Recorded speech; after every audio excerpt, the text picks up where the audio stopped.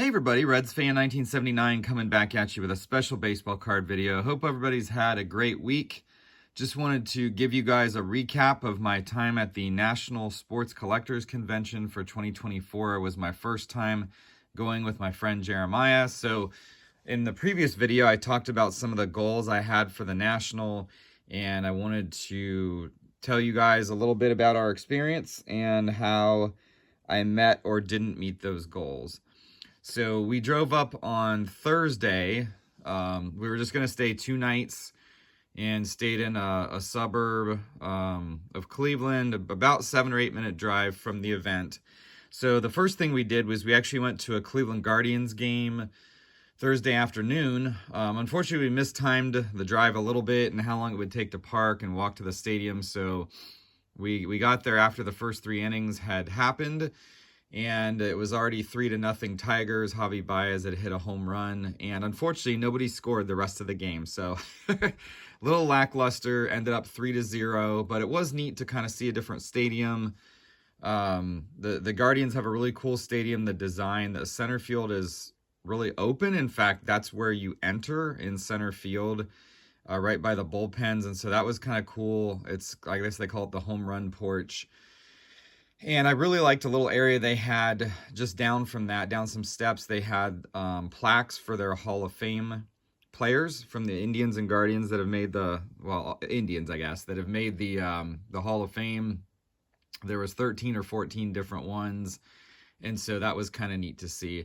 The one thing that we didn't like about the stadium was they had all these signs that basically said, you can't stand here, you can't stand here, you can only stand in this section. And so even when we went places where we didn't see signs, we had 3 people on separate occasions, like ushers, tell us that we couldn't stand a certain place. So we were like, okay, that's ridiculous.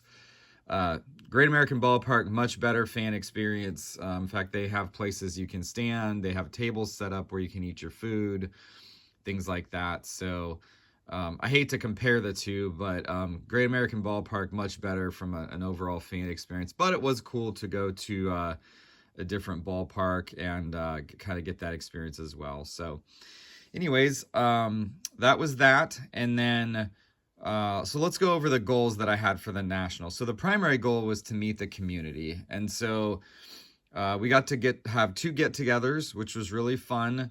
And on Thursday night, we had a get-together at a local American Legion building that was about a 7-8 minute drive from our hotel, which was really cool. And Mike Baseball Collector was the one that put it together, and it was a lot of fun. There was a lot of people there, like maybe 300 to 400 at the peak, I want to say. And it was just crazy. Like, there's so many people. It was a fairly small building, and they did open up, there was another room upstairs on a second story that they opened, so it was able to thin out a little bit. But it was crazy. Just so many people trying to meet them. And then we all went outside for a group photo afterwards. So that was kind of neat. So that was on Thursday. And then on Friday, Filmington and Mike O and Silver Jackify hosted a smaller get together at this really cool downtown hotel. I think it was called the Metropolitan on 9 or something like that. It was on East 9th Street, and there was this cool rooftop bar on like the 12th story, and that was Friday night, and that was a lot of fun. Smaller gathering, maybe 30 to 40 folks, and so really got an opportunity to talk to folks in a little bit more detail, get to know people in a little bit more depth. And so just wanted to give some shout outs to folks that I got to meet at the get-togethers or the show itself. So obviously Silver Jackify, Filmington, Myco, Wesker Griff, Peacemaker Cards, nice guy, another Reds fan.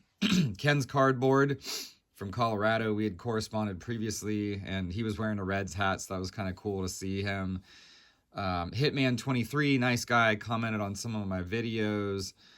Talking Baseball Cards, he's a really funny guy. Obviously Mike Baseball Collector, Tops 85401. Nate, really, really funny guy. And then Scotty B Cards, nice guy. I've watched several of his videos and found out he lives in the greater Cincinnati area, so maybe hope to meet up with him another time. So that more than met my expectations. You know, just the get-togethers really made the trip worth it. As for the show itself, it was kind of mixed for me.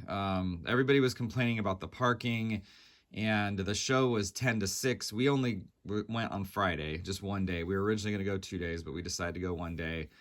And it was from 10 to 6, and we had heard that it gets crazy packed from like 9 to 10:30. So we actually aimed to get there at 11, which we did. We took a back way, an alternate route by some of the Cleveland Metro parks, and it actually worked out. We were able to get right in. Then we left an hour early at 5, and we were able to get right out. They were supposed to charge for parking, but they didn't. So somehow we were able to save $10 that way. So that wasn't so bad. I think we were fortunate in terms of the timing. There were long lines for everything. The bathrooms, the food. I think I waited in line an hour to get food from. It was really good, but to get food from this like food truck kind of place, and I thought there was like 30, 40 people in front of me, but it was all like made to order. And it was at 2 o'clock. Like I got in line at like 2 o'clock or 2:05, and I didn't get my food until just after 3 o'clock. So a little unfortunate. I think there was more people than they anticipated, and a lot of people were really criticizing how the event was run just in terms of everything. There was only 2 bathrooms, I think, that we saw that were accessible to the public, and so that was kind of crazy too. You know, people having to stand in line, you know, lines of 50 to 75 people waiting to go to the bathroom. So a little bit crazy there. It was pretty overwhelming, to be honest. I mean, there was a lot of neat booths and different things. There was dealers, there was grading companies. And so one of the other goals we had was my friend Jeremiah was dropping off an order to SGC, and I had my Joey Votto autographed gold parallel card from Chrome Platinum Anniversary that I showed you guys in the last video. I did add that into the order to be graded. It was $15 for like, I think it was 10 business days, which is really quick. And they had on-site reps there who seemed to be really familiar and know a lot, and helped you with your submission. And they took the cards right there. And I even got to meet the president, Peter. I can't remember his last name, but really nice guy, really personable. And this is my first time grading with SGC. I've been thinking about it for a while, but after that experience, I think I'm going to really start grading a lot more with them.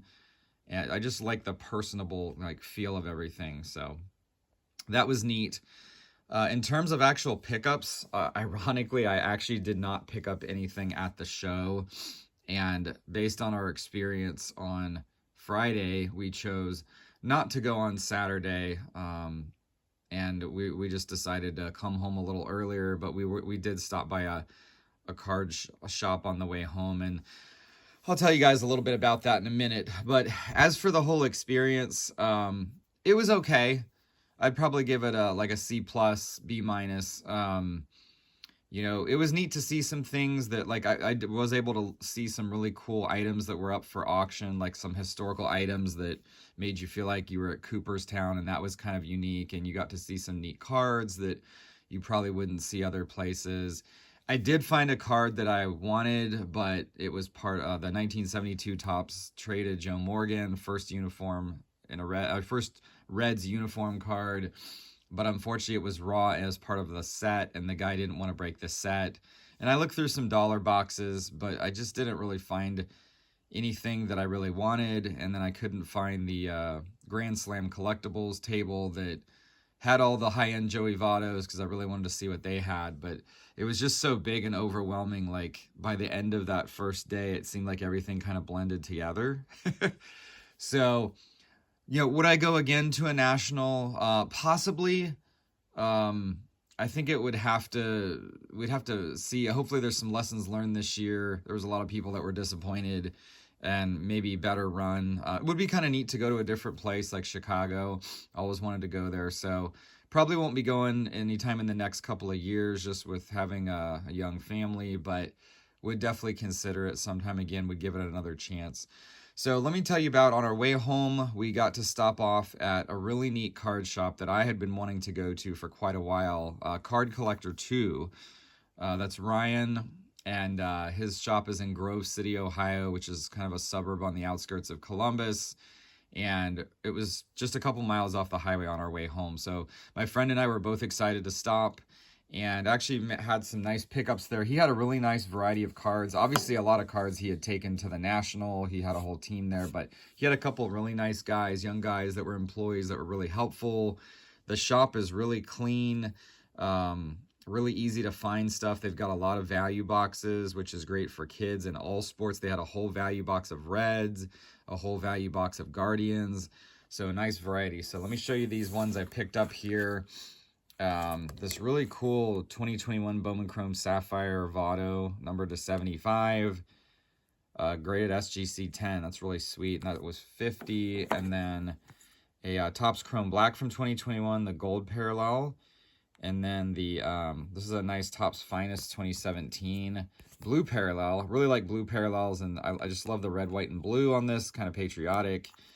And so these were all $75 together. I offered them $60 cash, and we settled on $65. So I appreciate the deal. But again, great shop, top-notch service, and really nice guys. So okay, so that was kind of my experience at the National.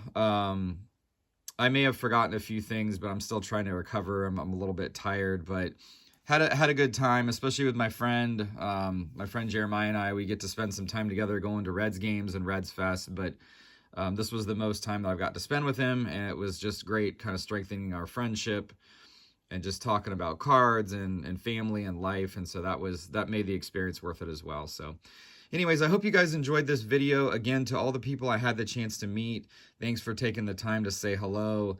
The community really made this, it really made it for me. In fact, I could have maybe not even gone to the show and still had the amazing community itself. So please drop a comment below. Let me know what you think of this. Did you guys, anybody that went to the National, what was your experience? What did you like? What did you not like? For the rest of you, I hope you all have a great rest of your weekend, and please like, comment, subscribe.